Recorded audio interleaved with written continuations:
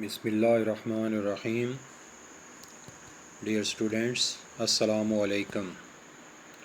I am Muhammad Suhail, Assistant Professor of English from Government Postgraduate College Attack. I welcome you to my online class, Second Year English. We were discussing verb and its types, and now we shall continue our remaining types of verb. Auxiliary verbs. Auxiliary verbs are also known as helping verbs and are used together with a main verb to show the verb's tense or to form a question or negative.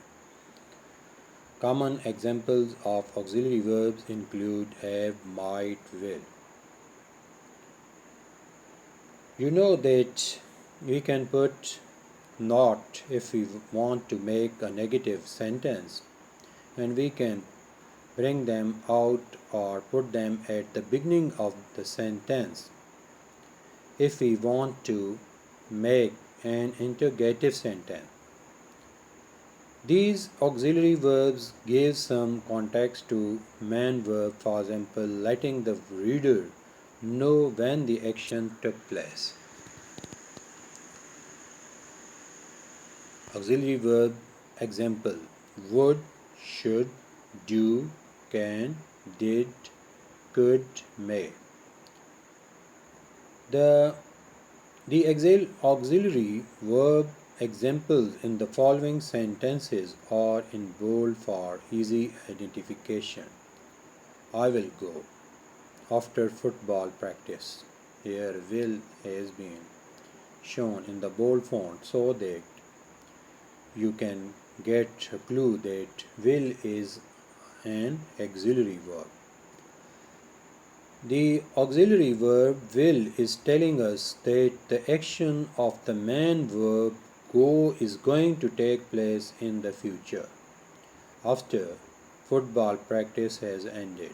If the auxiliary verb will was removed, we get the sentence I go home after football practice. In this case, there is no definite time frame for the action. The sentence just that going home after football practice is just something the subject I generally I I generally do. Here does is misprint.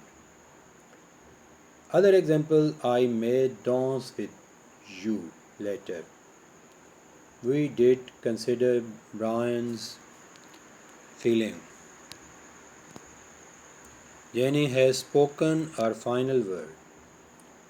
In addition, we can sometimes use the auxiliary very before the pronoun to make a question, as I have already told you that if we want to make a sentence interrogative, then we bring out or put the auxiliary verb at the beginning of the sentence or before the subject.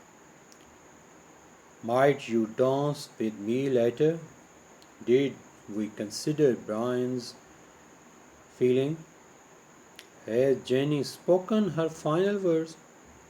Also, auxiliary verbs are used to help form negative statements with the use of words like not and never. These will usually split the auxiliary and main verb. I may never dance with you again. We did not consider Brian's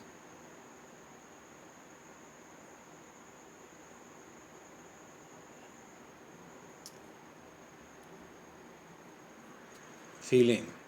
We did not consider Brian's feeling. Jenny has not spoken our final word. All these are examples are the negative sentences in which you can see that after adding not to the auxiliary verb, the sense changes from affirmative to negative. Stative verbs. Stative verbs can be recognized because they express a state rather than an action. They typically relate to thoughts, emotions, relationships, senses, states of being, and measurements. The best way to think about stative verbs is that they are verbs that describe things that are not action.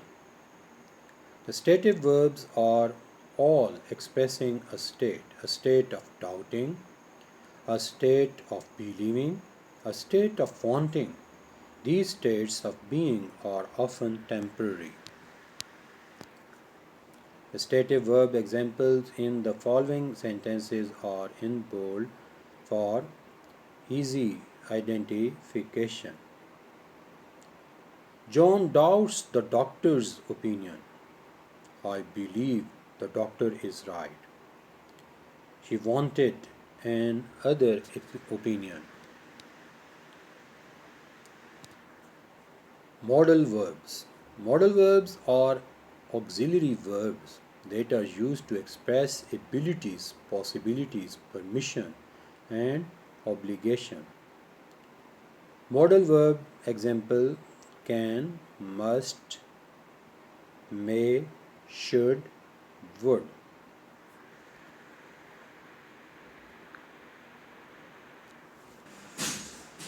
The modal verb examples in the following sentences are in bold.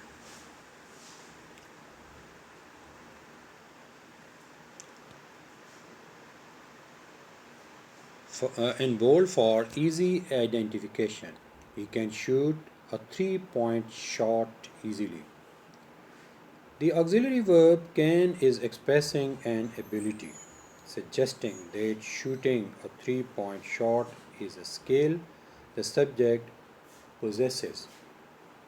Please note that in the case of should and must in the examples below, the modal auxiliaries are expressing obligation, whereas would and may are expressing possibility. I should go home. You must not delay. Sally would not recommend sushi. Phrasal verbs. Phrasal verbs are not single words. Instead, they are combination of words that are used to take on a different meaning to that of the original verb. There are many examples of phrasal verbs, some of which have colloquial meaning such as make up, hand in, bring up, point out, look forward to. Each time the verb takes the extra word or words, it takes on a new meaning. For example, make without the up expresses that something is being created, whereas with makeup suggestion is that there are some lies or fantastical element to the story, and make out can mean either to cross or see something difficult or to kiss passionately. You can see that original word make when it is being added with or when some different preposition are added to this word, the meaning automatically changes. Phrasal verb example run out, go all out, make out, hand out, bring out, face up, think through.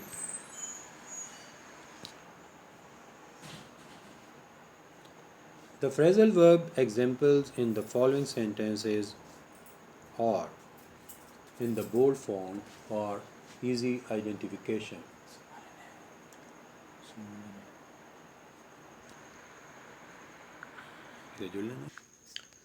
Mary looked forward to her high school reunion. The verb look forward, looked has taken on forward to become To become a phrasal verb, meaning to be excited about or eagerly, eagerly await something. He brought up the same points again and again. Here he handed in the wallet to the police. I make up stories all the time. Irregular verb. Irregular verbs are those that do not take on the regular spelling patterns of past simple and past participle verbs. Unfortunately, there are hundreds of irregular verbs in the English language. But don't worry, while many are used often, the majority are not in common usage, or if they are, you will use them so often you will learn them quickly. Some of the most common irregular verbs include say, make, go, take, come, know, and see. We see that there are some verbs along which we add ed and they become what? The past or past participle. But in case of irregular verb, we don't need to add ed. Rather, there is certain other changes in the form of the verb that take place.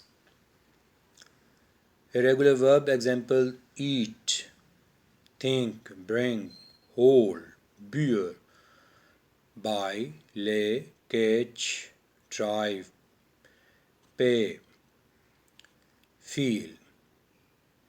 All these are what? The examples of irregular verb. As we can see that paid is the second form or you can say past or past participle of pay. Feel, felt. So there are certain other changes than adding only ed.